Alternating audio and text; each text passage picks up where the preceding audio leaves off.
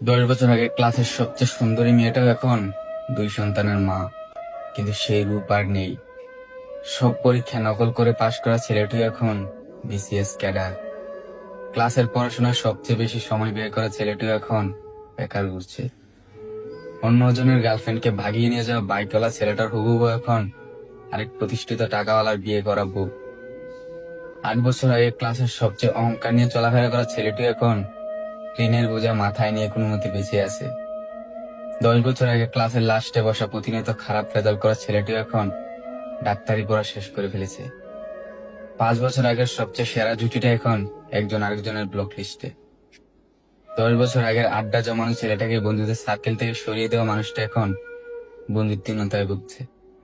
কখন কার কপালে কি ঘটে তা আগে থেকে জানা সম্ভব নয়। অর্থবিত্ত রূপ গুণের কারণে সাময়িক কিছুদিনের জন্য আমি আপনি সময়কে নিজের মতো করে চালাতে পারবো, কিন্তু সময় সবসময় আমার আপনার ইচ্ছে মতো চলবে এমন আশা করাটা ভুল। সময় সময়ের মতো করে নিজেদের প্রতিশোধ নিয়ে নেয়। এত অহংকার কিসের আমাদের?